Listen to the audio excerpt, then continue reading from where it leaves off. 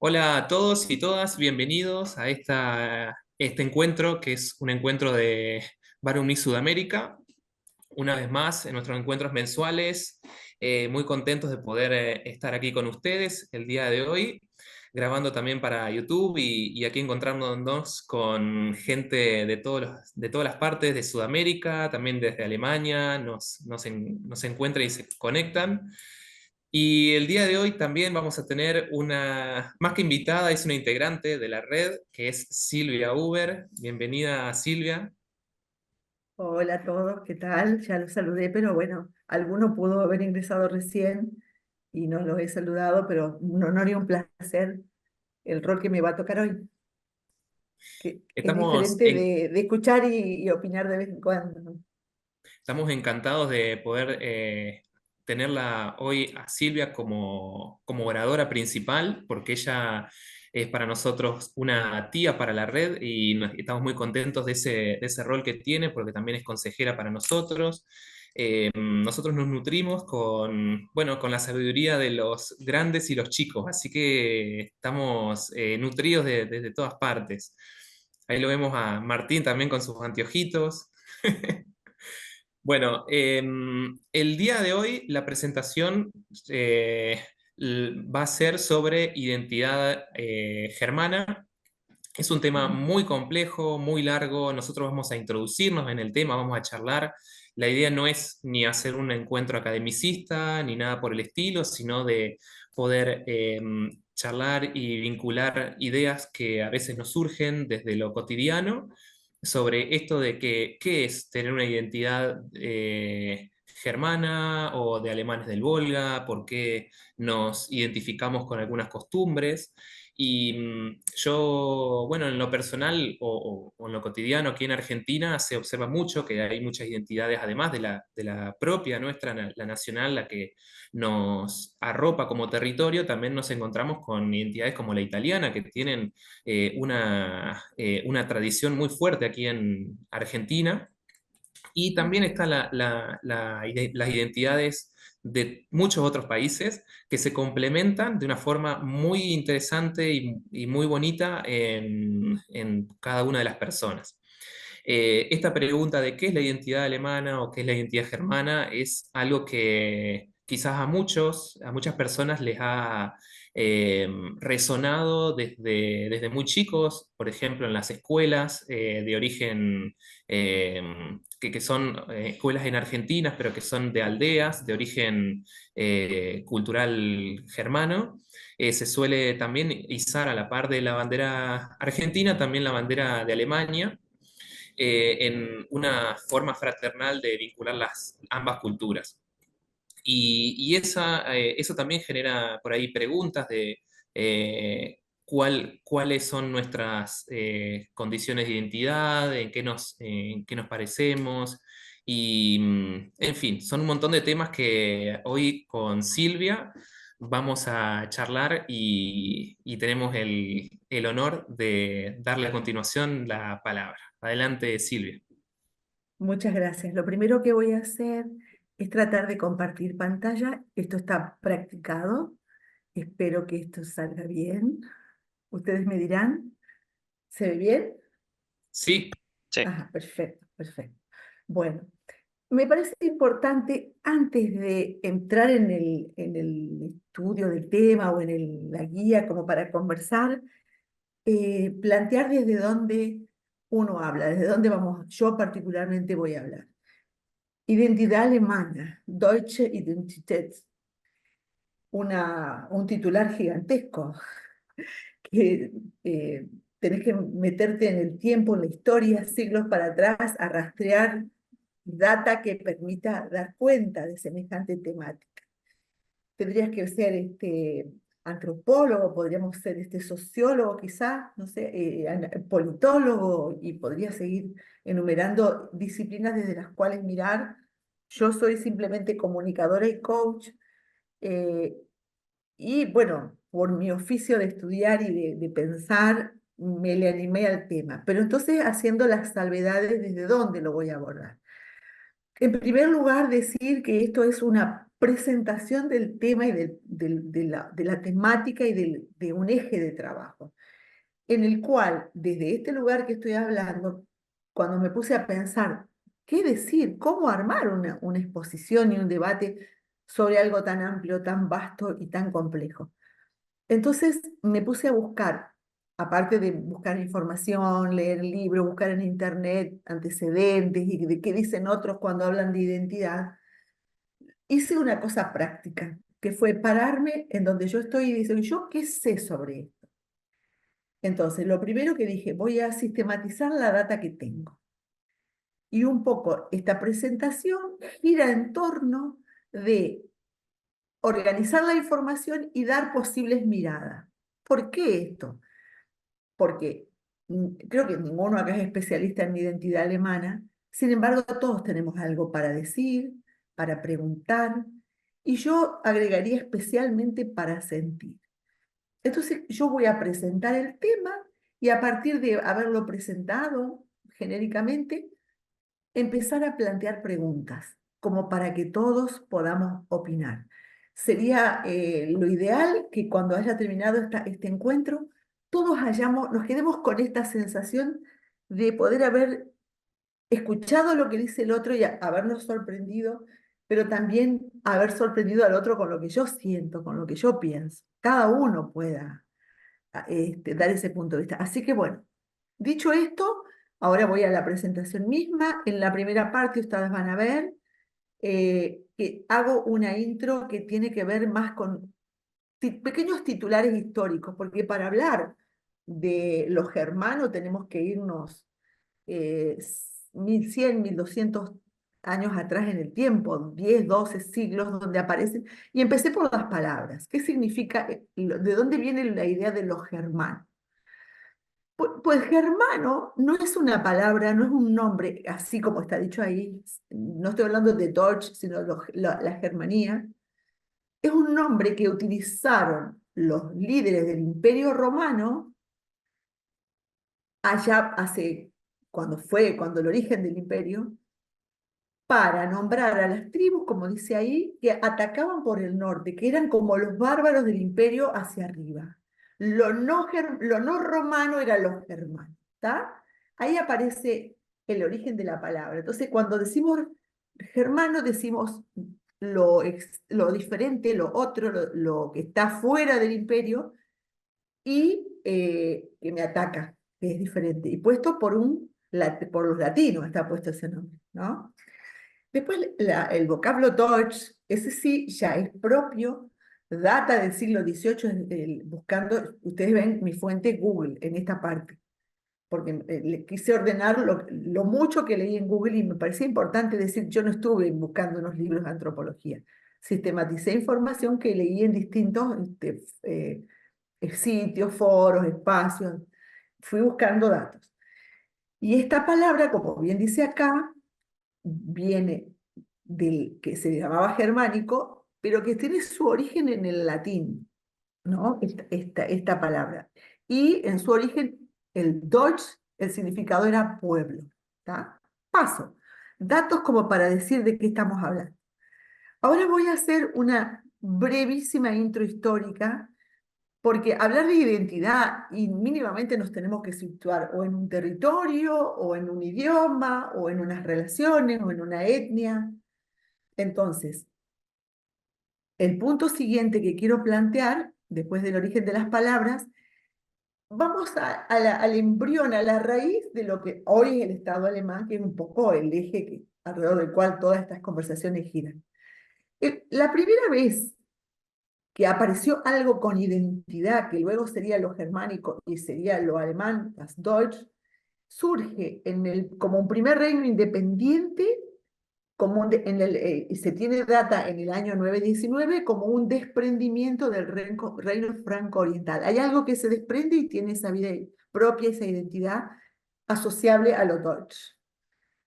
Poquitas décadas después, en 1962, el emperador, el responsable del Sacro Imperio, que ya era romano-germánico, ya está incluido, el primer Reich, que perduró casi por mil y pico de años, hasta 1806, fue como el segundo hito donde lo germánico aparece dentro de una estructura política. Ya no eran las tribus eh, bárbaras, con palabras mías, exteriores de los romanos, sino que ya estaban, ya fueron de alguna manera integradas políticamente en algo más grande y formando incluso parte del nombre del el primer Reich, que es el Sacro Imperio Romano Germánico.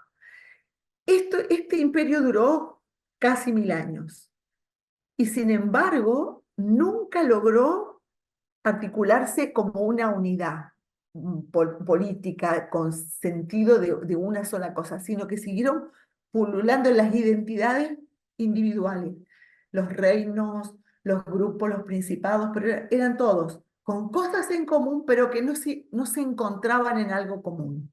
Todavía no se pensaban como algo común, como un estado, un país o lo que sea. Lo que sigue ahora es otro momento donde esto estaba pasando en el contexto del Sacro Imperio.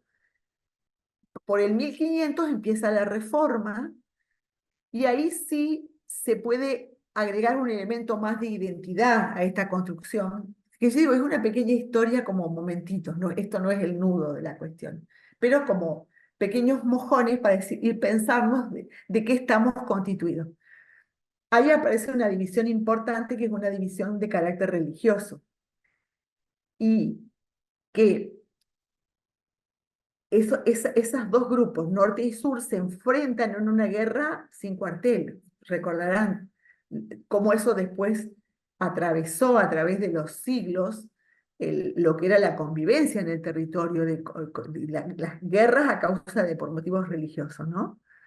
Y ahí, bueno, como bien dice, resultó en la desaparición de la autoridad imperial. Ahí ya no había como puntos de encuentro de aquel antiguo y originario Sacro Imperio Romano Germánico. Ahí muere el primer Reich. A partir de ese momento hay un periodo, ahí entramos a tallar los alemanes del Volga, empieza un periodo de 3 siglos de dispersión. Se convivía en el territorio, teníamos cosas en común, pero además ya la guerra era sin un emperador arriba. Eran principados que se cruzaban, que se encontraban, reinos, se peleaban, tenían cosas en común y era el caos mismo, porque eran muchas dificultades económicas. Había, bueno, como decía ahí, la lucha entre Prusia y Austria por ver quién imponía su hegemonía política. Y fue en esa época que se plantea por primera vez la idea de la cuestión alemana, digamos, aparece de nuevo un tema alemán como algo colectivo. Y dice, fíjense, esta situación dura hasta 1815, cuando se va Napoleón porque es derrotado. Y ahí se crea la posibilidad de pensar ya seriamente en lo que se avecinaba, que era el Estado alemán, el Estado, lo que sería la Alemania de hoy, todavía en pañales, digamos, en ciernes, y se crea la Confederación Germánica. Sería como otro paso en este recorrido histórico.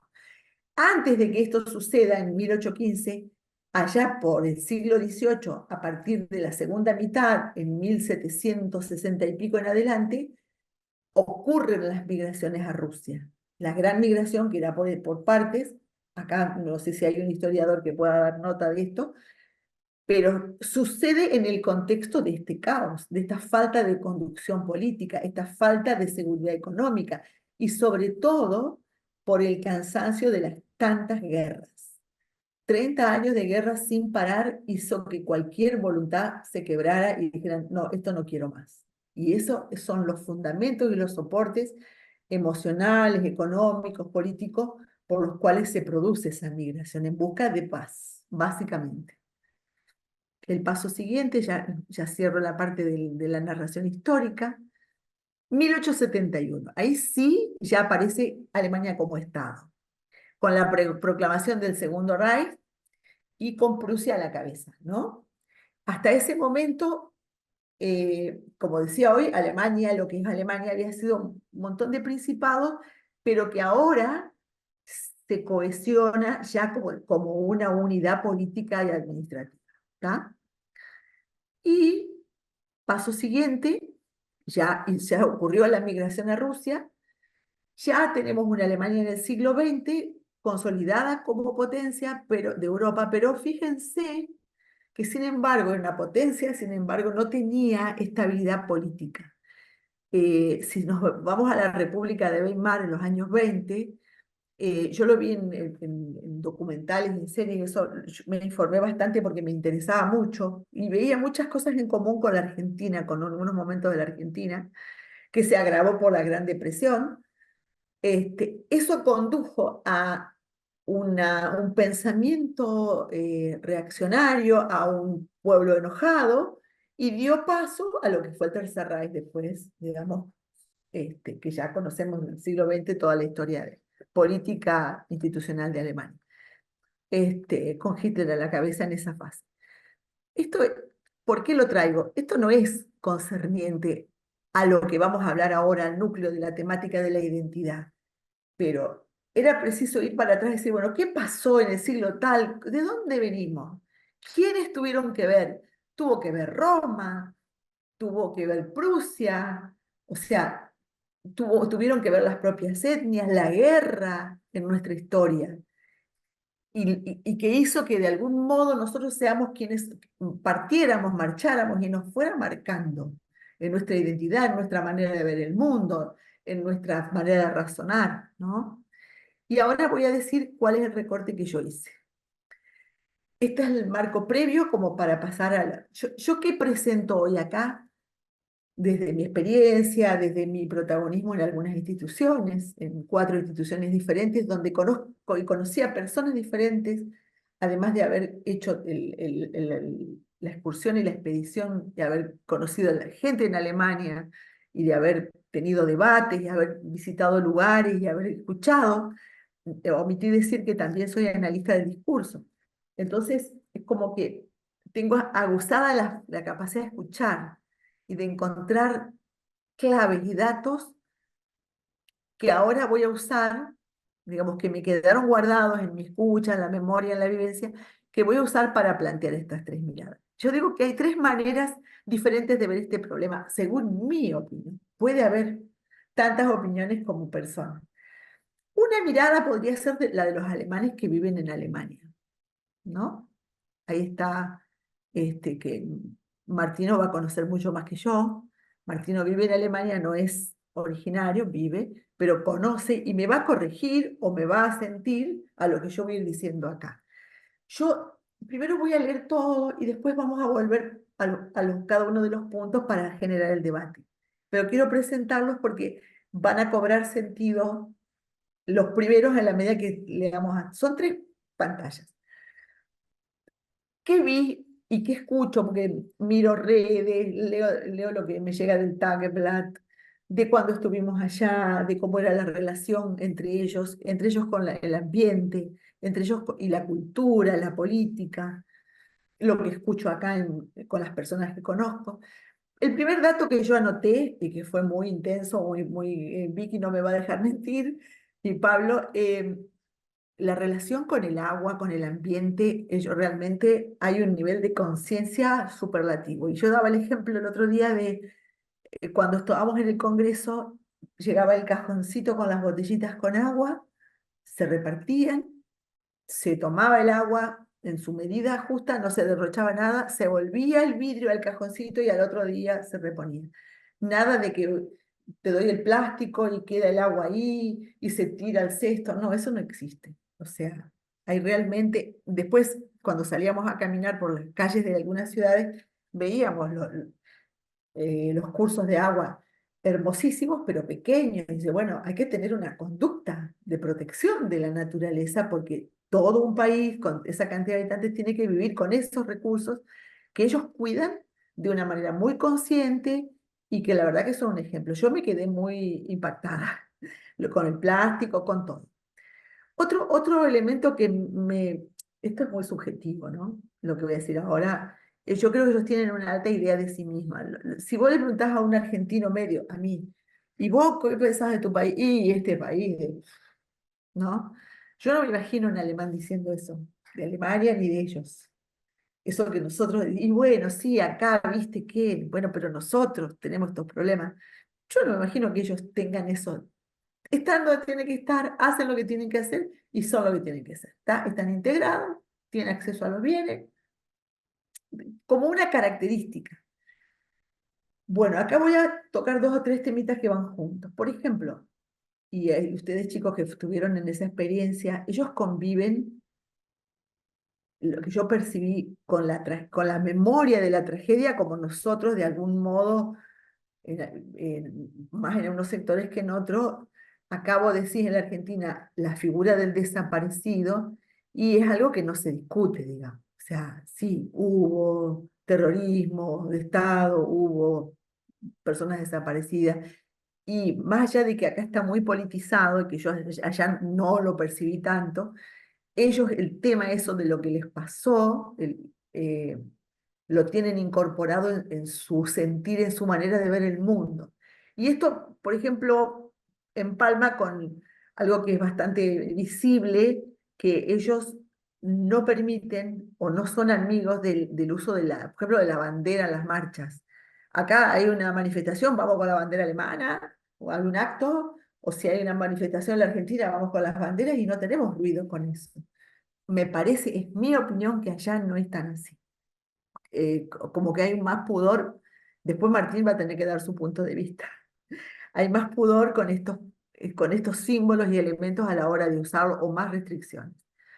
Y después con esto también linkea esta idea de la amenaza neonazi, que más ahora que hay un avance a nivel mundial de la ideología de derecha, sin juicio, estoy simplemente describiendo, también, y aparte ha habido, nosotros compartimos en nuestras redes esto del caso que fue a la justicia, un referente nazi o neonazi, que no sé si se declara neonazi, pero que tuvo problemas con la justicia, lo está teniendo, hubo denuncias. Este, y a esto linkea, por ejemplo, porque me imagino que el pensamiento neonazi, y no debe ver con buenos ojos que la cantidad de esos datos que veíamos de inmigración, Pablo, ayer, eh, hay sobre 80 millones de personas, eh, s- eh, 60 millones son originarios, 60 eran, y los otros 20 son inmigración.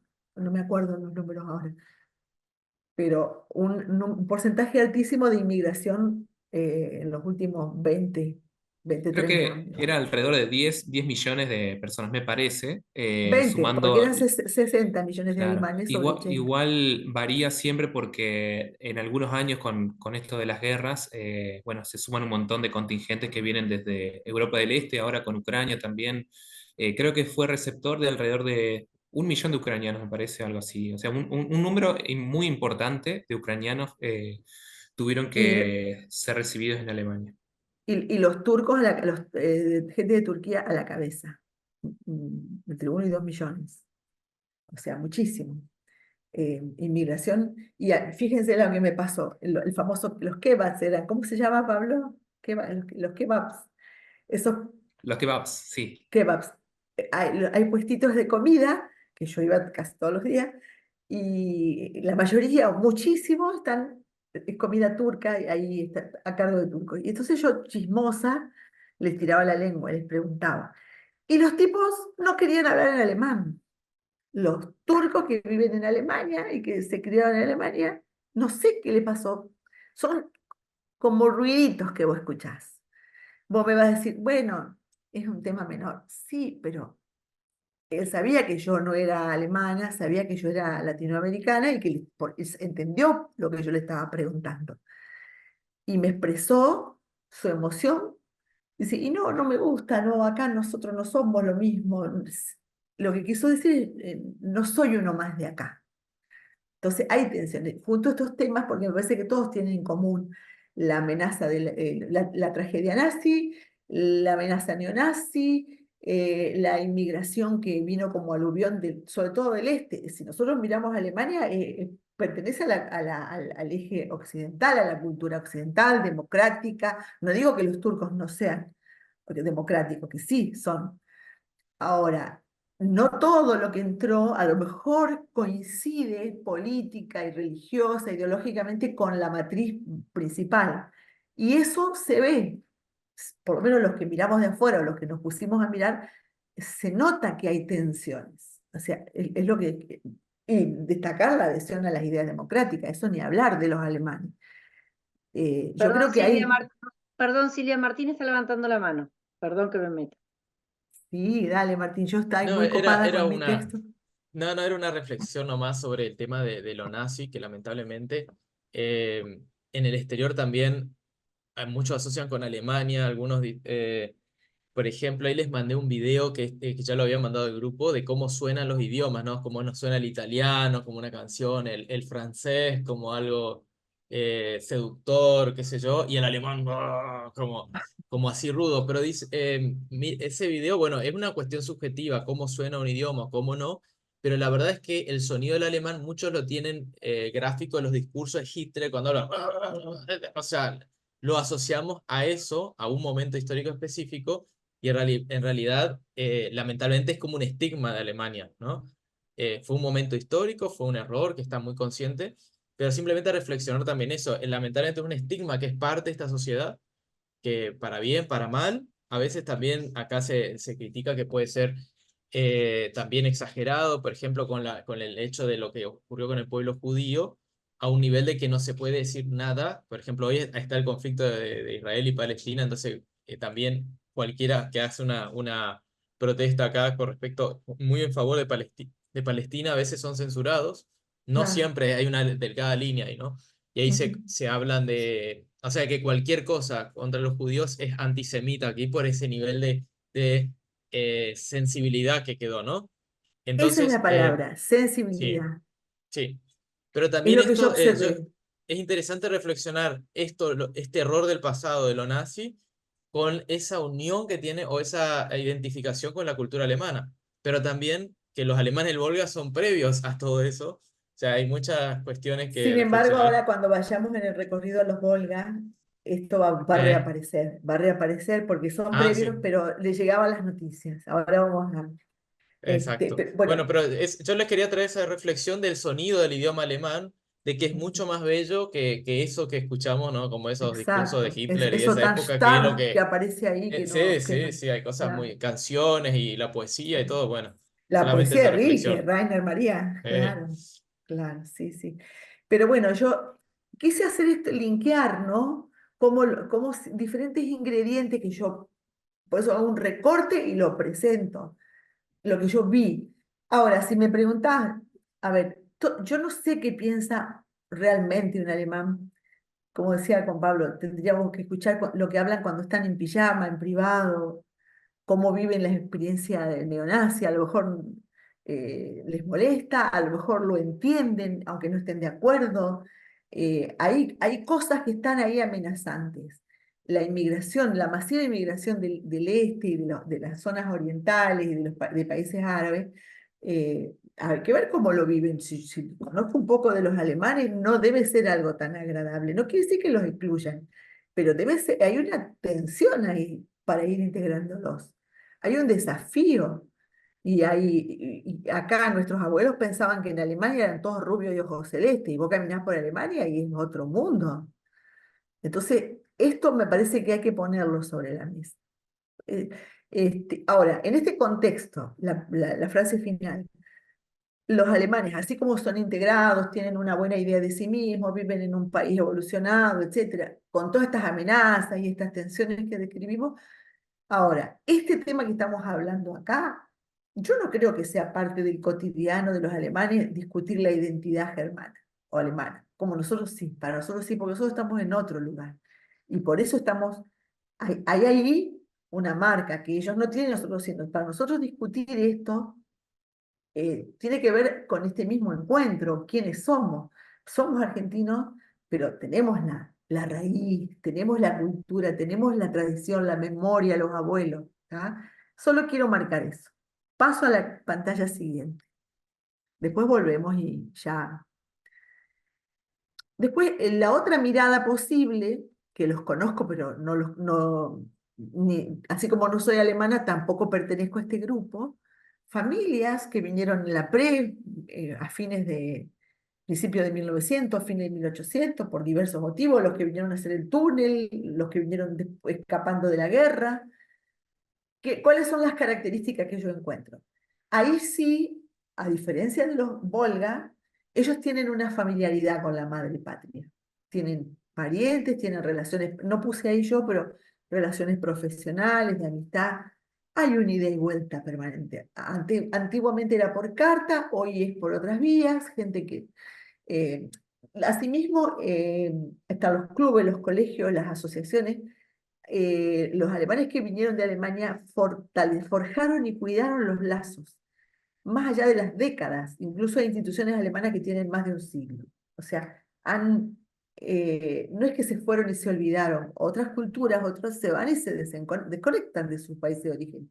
Los alemanes que emigraron para acá, particularmente hasta donde yo tengo conocimiento, eso siempre lo tengo que aclarar, ellos sostienen esos lazos y los siguen sosteniendo. Muchísimos de ellos hablan el idioma y si no lo quieren aprender o lo fomentan, digamos, hay un interés vivo por el idioma. Muchos de ellos viajan con regularidad a Alemania, digamos, estoy dando datos. Y vuelvo al tema otra vez de la cuestión nazi, porque lo he visto, lo menciono, que a veces estas personas y estas instituciones sufren el prejuicio de la sospecha nazi. Y incluso me ha tocado escuchar, bueno, vamos a hacer acciones para que esto cambie, esto no está correcto, no nos gusta que esto pase, y la sospecha siempre rondando por ahí, ¿no? Y que tendrá un pasado, que tendrá un pariente, que en ese club había uno, toda esa cosa que lamentablemente vuelve, ¿tá? Y ahora voy a la última pantalla, antes de ponernos a abrir el debate, la mirada del alemán del Volga. Yo puse Argentina, quizás esta palabra hay que poner regional, latinoamericana. Estaba haciendo y pensaba en los que, acá en mi pueblo, lo que yo conozco, y puse Argentina. Pero tenemos a Mateos, bueno, lo tenemos a Joaquín, que es de mi pueblo, pero vive en Chile, pero está en Chile, hay otras miradas. Bueno, yo acá voy a hablar de mi experiencia. Como anterior también es mi experiencia, lo que yo viví y leí y conocí, pero acá ya es mucho más adentro. A mí me ha tocado estar en ferias, en stands, en instituciones, en reuniones, y es bastante común que los descendientes confundan el origen alemán con el origen ruso, y no se hayan dado el tiempo para preguntarse por esa diferencia. Sí, dice mis abuelos vinieron de Alemania. Ah, sí, ¿cómo es el apellido tal? ¿Y vos de qué grupo sos? ¿En qué pueblo? Ellos vienen de la aldea tal. Y a poquito de hablar vos te das cuenta que son ruso-alemanes. Y ellos después cuando le preguntás, pues, ah, sí, sí, también somos ruso-alemanes. Pero no hay no tienen info de cómo fue la historia. Creen que, bueno, son rusos porque está cerca, no sé bien por qué, pero ellos se consideran alemanes, digamos, identifican su lado alemán, aceptan que son rusos-alemanes, pero esa parte, digamos, sí somos, pero en realidad yo soy alemán. Por eso lo marco. No está claro qué, pero yo vengo a decir que soy alemán y mi apellido, a ver, había un libro, a ver si mi apellido aparece, ¿está? Ahí como, cuando empezás a pasar el sedazo, queda esa. Sí, yo soy alemán. No sé bien cómo ni por qué, pero yo soy alemán. O mi familia, mis antepasados. Bueno, este es un tema que me parece muy complicado, la pérdida del idioma. Como el otro día, cuando vino Nikita, el otro día, digo yo, hace varios meses, vimos que queda buen dialecto en algunas zonas rurales, pero muy pequeñas. En general el idioma se perdió. Y acá pasa de nuevo, esta es mi experiencia personal, por eso la voy a contar. eh, Tiene mucho que ver la guerra. Hasta la guerra todo esto fluía. Mi abuela, mis tías, mis familiares, mi propia familia iban a escuelas en alemán, estaba todo en orden. Así como estaban los colegios y los clubes, estaban los mismos alemanes del Volga, fundaban sus propias escuelas. Hubo mucho problema con eso, con las escuelas. Y ¿Qué pasó? En mi caso, yo nací en los años 60, mi primera lengua materna fue el alemán. A mí, mi mamá, mi abuela, mis tías, todo, me hablaban en alemán, hasta los 3 años. Y en esa época se avecinaban dos cosas, la cercanía de la escuela, yo tenía que ir a la escuela, y mi mamá tenía muy mala memoria porque ella iba a la escuela y no sabía hablar castellano. Entonces no quería que a mí me pase. Entonces, ese fue uno de los factores por los cuales me empezó a hablar en castellano. A pesar de que yo hablaba, de 2 años, 3, hablaba el alemán, pero me pusieron en sintonía con el castellano. ¿Y qué más pasó? En ese tiempo, en mi pueblo, yo soy de acá, del interior de la provincia, un pueblo mediano, hubo eh, situaciones complejas con relación a la guerra. Y a los alemanes, porque tal vez habían tenido actitudes indebidas por falta de información, no, porque era un pueblo, los de Rusia, muy golpeado. De pronto escuchan que son una raza superior y que son más lindos y esto y lo otro. Desde lo poético y desde la ignorancia pudo haber alguno que dijera, sí, nosotros somos mejores.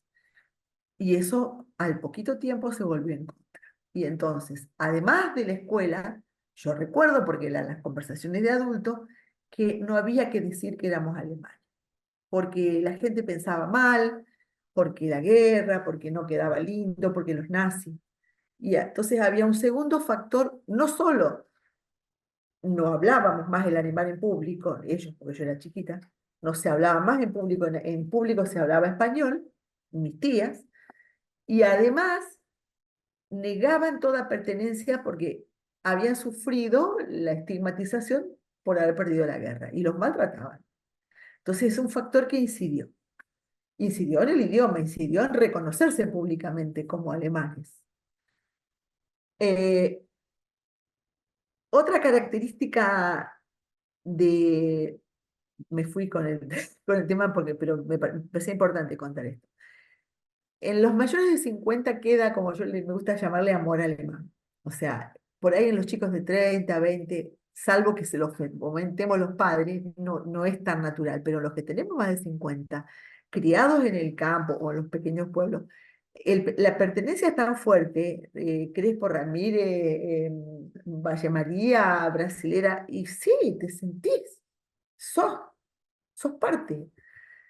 Eh, entonces, eso está intacto. Yo creo que ahí hay una cuestión, el amor alemán enraiza directamente con la identidad, porque la identidad es emocional, es un factor emocional, no es un factor intelectual, tiene que ver con el idioma, con el apellido, con esto, con aquello, con la etnia, pero sobre todo con lo que sentís. ¿Quién te sentís que sos? Entonces, cuando, como así, algunos confunden alemán con ruso, pero yo vengo a decir que soy alemán, acá también las personas de más décadas que tienen más cercana la memoria del hogar, del campo, de la familia, ahí hay amor. Bueno, ahí ya mencioné los años 50, 60, la estigmatización de la guerra, eso que yo conté recién. Algo que es importante decir, a diferencia de lo que pasó en Rusia, por ejemplo, que después, cuando fue la emigración, los que quedaron en Rusia fueron perseguidos y fueron saqueados y se les quitaron las casas y los campos y fueron deportados. Los que lograron salir de Rusia, o sea, ya quedaron nuestros primos, hermanos, primos, parientes, y nuestros padres, abuelos, bisabuelos vinieron.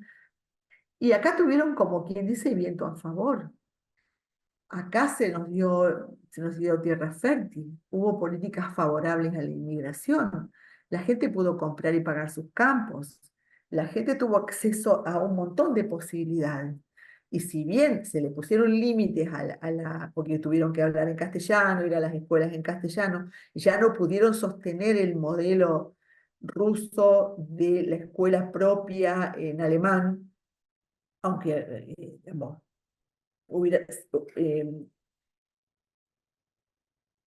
la condición que se le puso a la inmigración, vos tenés que integrarte en castellano, tenés que ir a la escuela pública. Si aparte querés estudiar alemán, podés hacerlo, pero la ley es la educación pública argentina para los que recibían las tierras. Y en el año 75 hay como, con todo este fondo, trasfondo que yo estoy narrando, un poco con la memoria, un poco con la vivencia, hay un resurgimiento, ellos son alemanes y se quieren expresar, entonces, ¿qué frase encontraron para no ser pasado nazi, para no ser estigmatizado? Surgió sí, una nueva etiqueta. Sí, somos alemanes, pero del Volga, que era una manera de eludir la sospecha, la persecuta, el maltrato, y subir a un estatus superior. Dejábamos de ser rusos, porque son los rusitos del campo, éramos los rusitos, podíamos volver a poner la condición alemana en el nombre, porque en el fondo está la identidad, esa búsqueda de, sí, somos alemanes, pero somos del Volga, entonces nosotros no somos tan malos, no somos nazis, no sospechen de nosotros, que no somos peligrosos, ¿no? Hubo como y esa movida fue gigantesca. Acá hubo instituciones que todavía están vivas, o sea, o sea, ahora se cumplen los 50 años, en el 75, por ahí 76. Entonces resurge de nuevo la identidad alemana ya pegada a la palabra Volga. Hay una puesta en discurso de la condición no rusa, pero sí Volga, es decir, somos de allá, pero somos alemanes, ¿está? Del Volga. Bueno, y quise agregar en función de la experiencia con la Alemania contemporánea, eso que decía, bueno, allá tienen muy arraigado en la experiencia con las instituciones que nos tocó compartir. Hay como 4 o 5 en el tema de valores, parámetros que eh, la Alemania contemporánea establece como valedero. Igualdad, lo ambiental, la democracia, cuestiones de igualdad de oportunidades, género, etcétera, donde ellos están muy evolucionados. Yo no estoy diciendo que habrá cosas en que tal vez falte. En la Argentina hay matrimonio igualitario, no sé si allá lo habrá, no tengo información, pero acá en la comunidad volga hay sectores que la temática de género la adoptan y hay sectores que no lo ponen en la agenda. Por dar un ejemplo, ¿no? Cuando hablamos de la Alemania del siglo XXI. De la misma manera, hay conciencia ambiental en la Argentina, en los grupos volgas, pero no tiene nada que ver con esto que yo narré al comienzo, donde lo ambiental está casi hoy en su ADN, eso que yo hablaba del agua. Salvé porque acá adelante, en medio de mi casa, a 10 cuadras, pasa un gigantesco río Paraná, y va y se pierde y vuelca en el mar, y otra vez se evapora y vuelve a llover y vuelve a pasar el agua. Entonces nosotros no tenemos tal vez la misma urgencia, pero la temática del agua y del ambiente y del cambio climático es una en el mundo. Nos falta trabajar eso como conciencia, y yo creo que cuando hablo de los Volga, están insertos en la Argentina, no es que son una isla y que la Argentina es consciente, estoy marcando las diferencias. Este, y tal vez eso también se refleje un poco en las instituciones. Digamos, no hay una evolución en todas, hay algunas que están muy allá adelante, sí, sí. Las conozco, he formado parte, y otras que también tienen que recorrer el camino de los valores. O sea, y acá me detengo un momentito. Si decís que los alemanes del Volga no tienen valores, jamás diría una cosa, una barbaridad como esa. Digo, los valores que se cultivaron y que se preservaron son valiosísimos, y muchos de ellos anclan con el siglo XIX, el trabajo, la voluntad, la tenacidad, el honor, la honradez. Maravilloso. El mundo evolucionó y ahí nosotros, como referentes de la cultura volga, tenemos una tarea que ampliar esta conciencia, donde no haya llegado. Hay un montón de gente que sí, sobre todo los jóvenes, estos temas no son. Ahora, vos rascás un poquito y te adentrás en algunas instituciones y parece que estuviéramos en el año 60, digamos. Parece que estuviéramos eh, cuando éramos chicos o antes. Y a mí me parece que es importante mencionarlo. Es una opinión personal, ¿no? Bueno, acá sería más o menos la info que yo dispongo. Después hay una pantalla más que es esto un poco lo que estamos diciendo, lo que estoy diciendo. que en esta interacción de los alemanes del Volga con instituciones alemanas o con sede en Alemania o en Argentina, pero que están ligados a la embajada, que hay como más al Estado alemán, hay como ya dado un pasito más, hay ya un claro interés por el idioma, las personas que están ligadas, siendo volgas, están ligadas a la Alemania contemporánea, el idioma es una prioridad. Hay esto que acá en Barumlist, la interacción con entidades alemanas para la TAM, muchas de estas personas conocen Alemania. Esto que acabo de mencionar de los valores con Alemania, ¿por qué lo menciono?